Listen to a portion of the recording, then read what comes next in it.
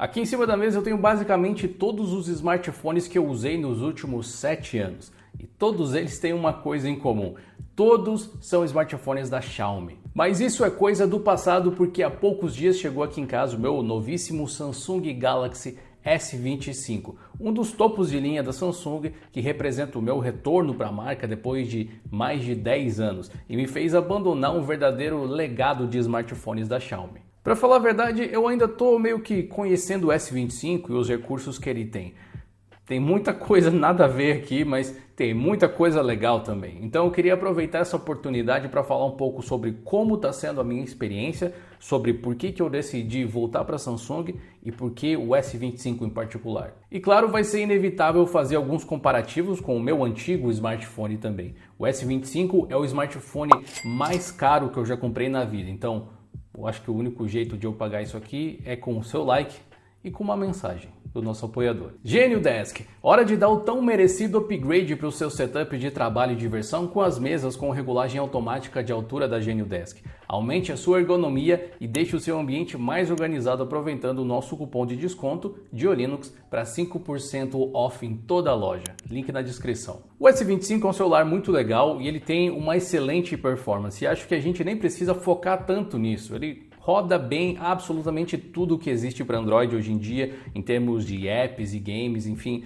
essa realmente não é uma questão. Então eu não vou gastar muito do seu tempo falando sobre as especificações dele. Primeiro porque se você quiser conferir esses mínimos detalhes, o link está aqui na descrição para a spec sheet da própria Samsung que você encontra lá no site. Mas também porque no vídeo de unboxing que eu fiz dele lá no canal de Linux Labs, eu falo um pouco sobre isso também. Então caso seja algo do seu interesse, só conferir lá também depois. Mas acho que eu gostaria de fazer alguns destaques. Aqui na tela você encontra o resumo das configurações dele. E o que chama mais atenção, claro, é o Qualcomm Snapdragon 8 ou 8 Elite, que foi customizado numa parceria entre a Qualcomm e a Samsung aqui para o Galaxy. O modelo do S25 que eu escolhi é o de 256 GB de armazenamento. O meu smartphone anterior também tinha esse armazenamento e sempre foi o suficiente, mas o S25 também tem uma versão de 128 GB e uma de 512. 128 eu acho pouco armazenamento para mim e 512 simplesmente era muito caro, sendo que eu não preciso realmente de tanto espaço assim. Só que performance não é tudo, né? Ele rodar bem todos os apps é o mínimo que se espera de um aparelho assim, topo de linha. Ao invés disso, eu quero falar sobre a experiência de usuário e alguns detalhes bem particulares que nem sempre aparecem nas reviews. Para vocês terem uma ideia, eu estou saindo aqui de um Xiaomi Redmi Note 11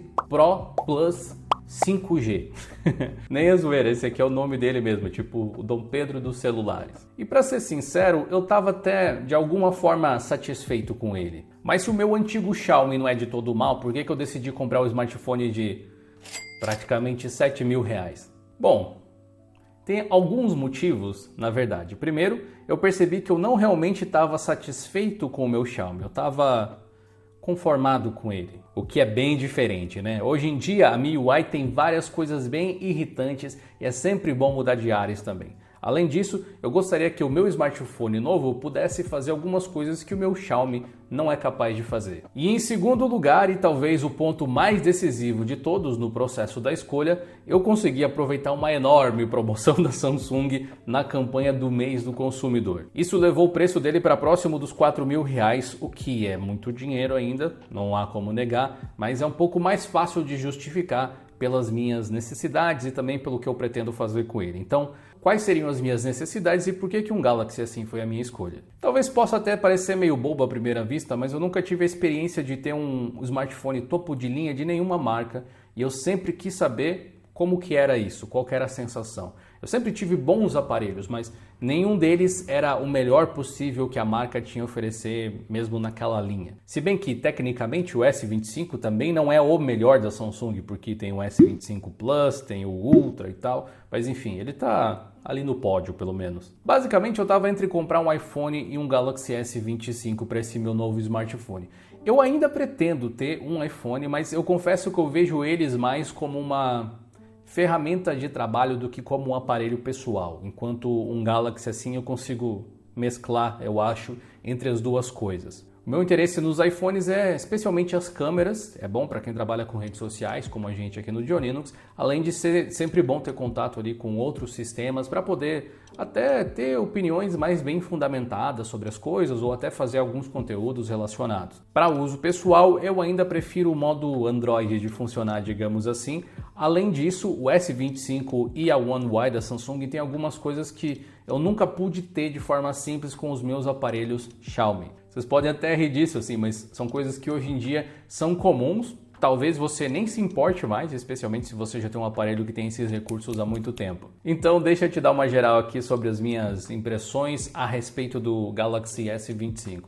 Primeiro, apesar dele vir com uma boa quantidade de bloatware, infelizmente, especialmente softwares da Microsoft que eu não uso, além de vários softwares da própria Samsung, basicamente tudo que tem nele dá para remover, dá para você deixar um ambiente bem clean. Acho que a única coisa que eu não uso, que não é possível de remover, como você faria com qualquer app normal, é a própria loja de apps da Samsung. Eu consigo viver com isso tranquilamente, preferiria remover ela se fosse possível, mas enfim, pode até ter alguma utilidade eventualmente. No meu antigo Xiaomi, eu precisava usar algumas técnicas um pouco mais avançadas, digamos assim, para tirar os apps que eu não utilizava. E a Xiaomi vem com muita coisa. Algumas coisas você pode até discutir que são úteis eventualmente, como aquela função de controles remotos, mas tem muita coisa que não é também. Talvez pelas resoluções aqui serem um pouco diferentes, a tela ser um pouco menor também, eu acabei achando as fontes do S25, pelo menos as originais, um pouco pequenas. Pode ser que eu esteja ficando um pouco velho também, mas foi só dar uma mudada nisso que o uso ficou bem mais confortável. Outra coisa que eu posso dizer que eu desgostei aqui foi o teclado da Samsung. E talvez por eu ter digitado pouco nele, ele não estava conseguindo fazer boas sugestões. Além do tamanho dos botões não ter me agradado muito também. Quem tem dedos grandes, às vezes tem uma certa dificuldade para digitar. Então eu coloquei o teclado do Google no lugar, que era o mesmo que eu utilizava no meu Xiaomi anteriormente, e continuei trabalhando onde eu parei, basicamente. Além disso, tem muita coisa de IA integrada ao Galaxy atualmente. Tem coisas bem legais, como a parte de edição de fotos, mas na maior parte do tempo eu não uso quase nada dessas coisas. Então eu removi quase tudo que apareceu pela frente relacionado ao Galaxy AI. Eu entendo que a Samsung quer fazer disso um selling point, o mercado pressionou para que isso acontecesse, mas para mim a maior parte das vezes é inútil.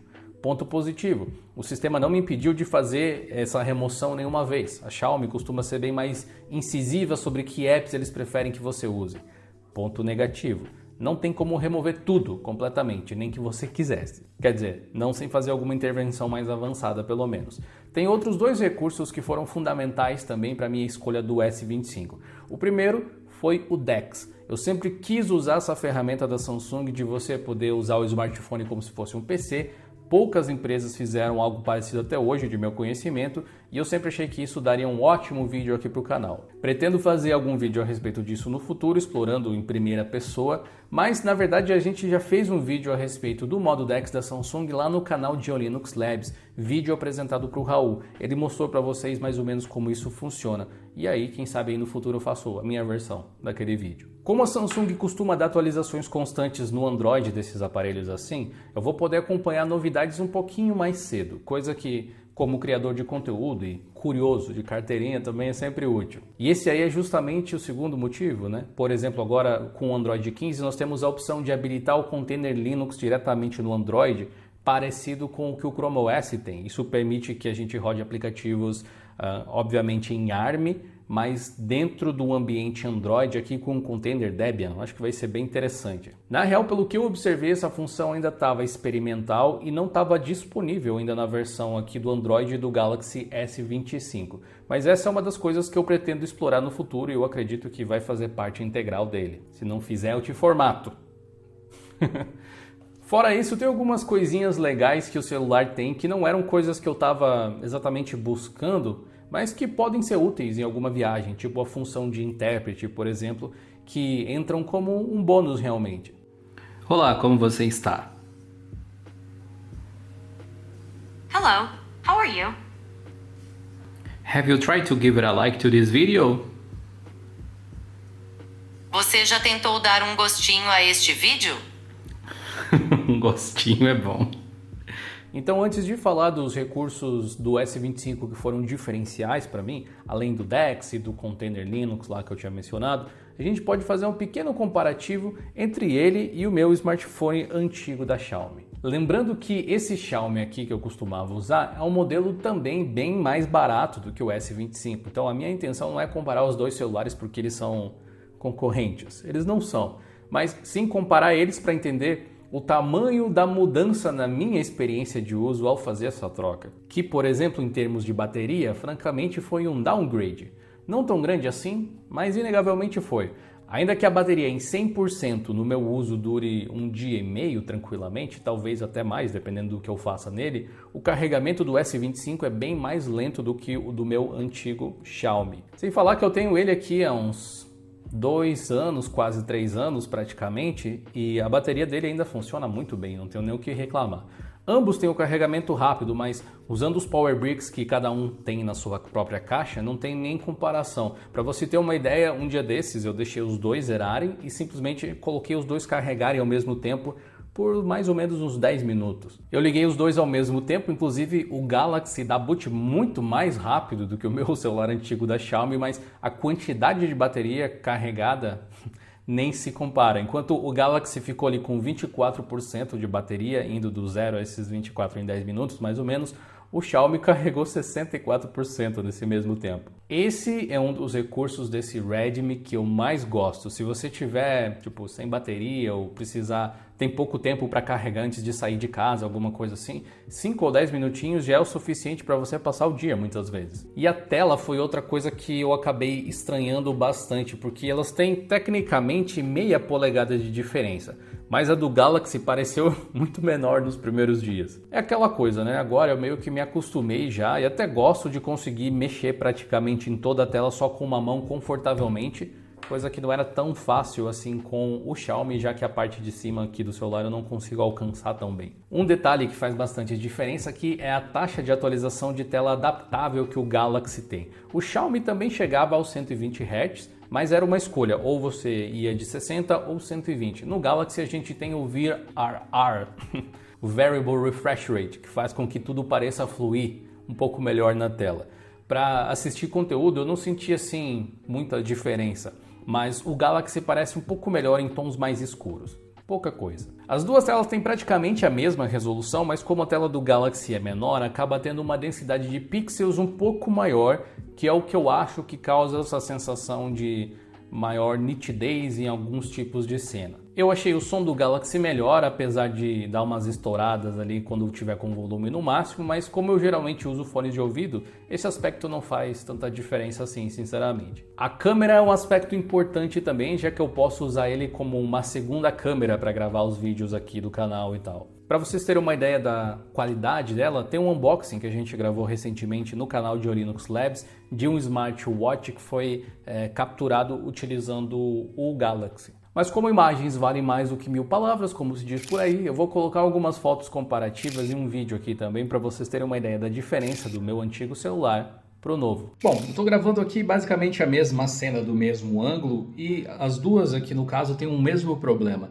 Não existe iluminação frontal própria aqui, o que torna a gravação ainda mais difícil. Então eu quis mostrar justamente nesse tipo de situação onde as luzes elas vêm de trás, na verdade. E você consegue perceber aqui que na tela gravada, pelo menos eu consigo ver pela tela, né? Na imagem gravada pelo Galaxy as coisas são um pouco mais nítidas e mais claras, um pouco mais realistas, enquanto que no meu antigo smartphone as coisas eram um pouco mais embaçadas. Além disso, os lens flares aqui das luzes parecem estar surtindo um efeito mais negativo aqui no Xiaomi do que no próprio Galaxy, se a gente for ver. Uma feature muito interessante que o Galaxy tem, inclusive, que pode ajudar quem precisa gravar vídeos dessa forma, eu estou usando a câmera frontal agora, é que você pode começar a gravação utilizando as suas palmas. Eu não sei para qual lente eu olho agora aqui, mas se eu der uma palma aqui, provavelmente, eu não sei se ele para a gravação, vou até testar agora, mas eu sei que ele começa quando você dá uma palminha assim. Para a gravação ele não para, mas ele começa. E aqui eu estou utilizando as câmeras traseiras, e como eu estou usando as câmeras traseiras, eu não faço ideia do que está sendo gravado. Então é só para você ter uma ideia da diferença de qualidade utilizando as câmeras traseiras agora para gravar vídeo. Inclusive eu estou gravando o áudio também sem microfone lapela, então o que você está ouvindo aqui é o áudio dos próprios smartphones.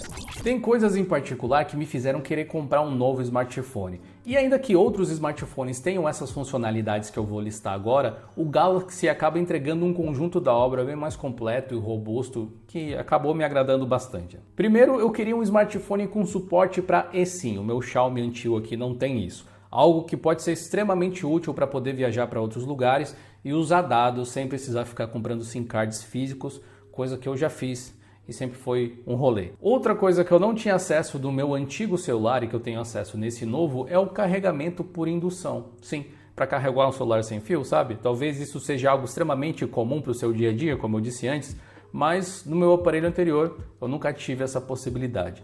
O DeX, sem dúvida, foi algo que eu realmente queria testar, então foi um dos fatores ali que me ajudaram a decidir, mas algo particularmente legal que o Galaxy tem é o modo manutenção e o modo anti-furto dele. Todos os smartphones hoje em dia têm algo parecido com isso, né? Mas a forma com que o Galaxy funciona, com certeza é bem legal. Se você for mais antigo do canal, talvez você lembre, mas por exemplo, há alguns anos eu tive um problema com o meu celular e eu contei em um vídeo aqui do canal sobre as minhas preocupações de deixar um aparelho na mão de um estranho ali para consertar, sendo que tem tantos dados pessoais sensíveis, várias contas logadas, etc, etc. Especialmente quando a pessoa que estava prestando o serviço insistiu tanto para que eu deixasse o celular desbloqueado na mão dele para que ele pudesse fazer todos os testes que ele queria, coisa que eu me neguei a fazer. O sistema da Samsung tem um modo chamado modo manutenção. Eu não sei se isso é do Android ou se é da One UI, mas o meu Xiaomi não tinha, por exemplo. Ele permite que o profissional que está fazendo esses reparos possa fazer tranquilamente os testes que forem precisos,